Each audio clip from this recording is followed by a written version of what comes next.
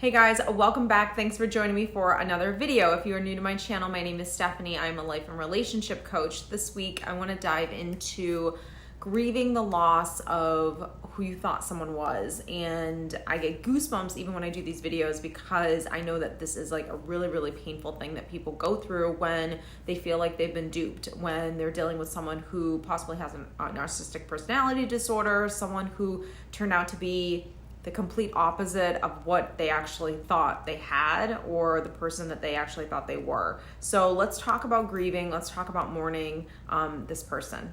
Now, before we do get into this week's video, I always link everything down below if you guys are interested in taking any of my courses or working with me one-on-one. I always link everything down below, so don't forget to check that out. But let's get into this. So when we're dealing with someone who either has NPD or is very toxic, maybe they have addictions, maybe there's just something going on that we didn't initially see until the end of the relationship. It is extremely difficult to grieve the loss of someone that doesn't really exist. The reason why this is oftentimes one of the hardest things to go through is because it is like a death, right? They always say divorce is like a death, a breakup is like a death in the sense that something is ending. But when you're dealing with losing someone that you really loved, who you knew loved you back, who reciprocated the same type of relationship that you wanted, that is a different type of, loss is loss, don't get me wrong, but it is different to grieve someone that you know wasn't playing a character. This was actually their authentic self. They really, really loved you, versus grieving someone who now has taken off the mask and is a completely different person. You're still gonna go through all of the phases of grief in terms of denial and rage and sadness, and then eventually getting to the place of acceptance, just like you would any death.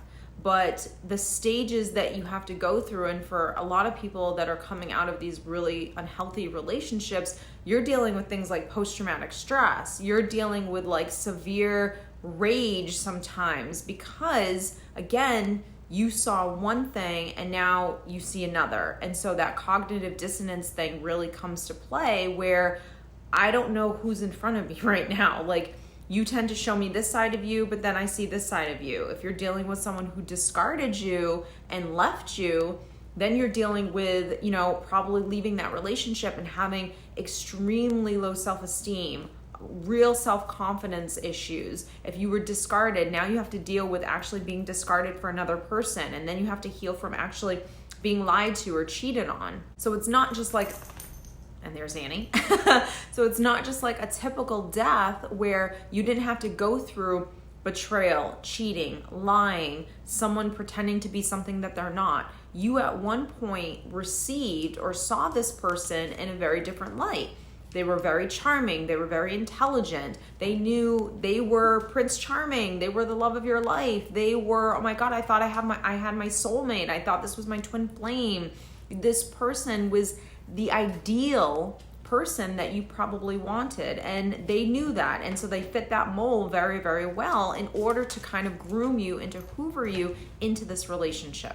So when you're dealing with that level of betrayal, that's a tough pill to swallow. And so, of course, we all know all of this, but something that we have to really understand is that we really idealized this person. And a lot of people do it in all relationships, not just narcissistic ones. A lot of people will project. A lot of people will idealize rather than seeing what's in front of them and seeing a person and taking them at face value. Because here's the thing, if you really take a look at your ex-partner, yep, there were probably times where they were the person of your dreams, everything you've ever wanted, but if you're really, really honest with yourself, unless you're dealing with a complete sociopath or psychopath who can 100% play a character 24 hours a day, 7 days a week. I mean, this is just it. But if you were with someone for a long, long period of time, you saw things. You 100% did, but you overlooked them because either you were in a marriage or you were in a very committed relationship, and maybe on some levels you were in denial, or you didn't really want to see it, or you gave it a pass even though you knew that this behavior was completely unhealthy and 100% not okay, and maybe they were even starting to be a little emotionally abusive to you. You overlooked all those things. But now that you're out of this relationship and you can actually see everything for what it is, and you can see this person for what it is, really All the areas where people tend to get stuck: denial, rage, even sadness. If you really look at this person in the situation, logically think about this. While it's perfectly fine to feel sad, while it's perfectly acceptable and normal to feel rage, because on some levels you were duped, where it's normal to feel a little denial in the beginning because you're just realizing all of this now and it's a shock to the system, 100,000%.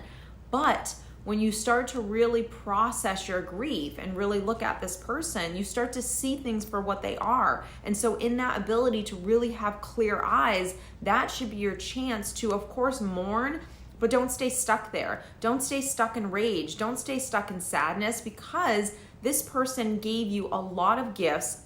Don't get me wrong, they probably gave you a lot of heartache too, but there are a lot of golden nuggets that are going to come out of this relationship if you choose to actually learn the lessons. If you actually choose to say, okay, I'm going to take this nugget, even though it sucks, even though it's hard, even though I didn't want to actually take a nugget, I didn't want to learn any lessons, I didn't want to dive into self-development, I was perfectly fine the way I was. We can't help that. This is life, and life is going to hand us opportunities for us to really grow, or we can just choose through free will to stay stuck. So at what point, what are the things, what are the golden nuggets that you're learning from this relationship? I'm going to give you some that are probably going to be the case for all of us, even though every situation is a little different. Number one, you're going to learn how to give yourself closure. You're going to learn how to start self-soothing. You're going to learn how to be able to give yourself the closure that you're never going to get, because chances are you're not going to get an I'm sorry. You're not going to get an acknowledgement of all the pain that that person caused you. And so on some levels, you have to give that to yourself in order for you to be able to move on. You're going to have to learn how to parent yourself, because you're going to have to learn how to handle the post-traumatic stress. You're going to have to learn with handling the wounds and the triggers and the traumas that you've been through, that you're going to take with you probably into the next relationship or into your future, and be able to heal that stuff yourself. You're going to have to learn how to really, really love yourself through someone leaving you, someone abusing you, someone cheating on you.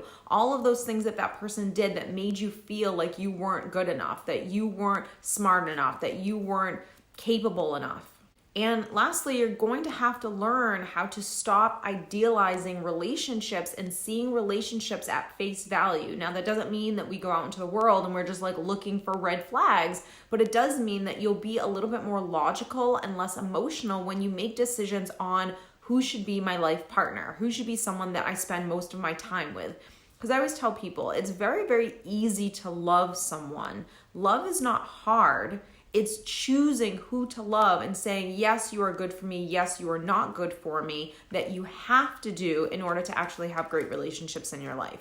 So I hope that this has helped you guys really mourn this relationship and really do it in a healthy way. You know, grief is grief, and you have to grieve the loss of this relationship because it is a loss. But I think making sure that you're feeding your mind, making sure that you're really learning how to love yourself and parent yourself, which is hence the reason why I even started this channel, or my practice in general, was to teach you guys how to be emotionally and mentally healthy. Sorry, Annie's eating her dinner right now. So I hope you got a lot of good stuff out of this. If you did, don't forget to comment down below on what has worked for you while you were grieving the loss of this person. So I hope you guys have enjoyed, and I'll see you next week.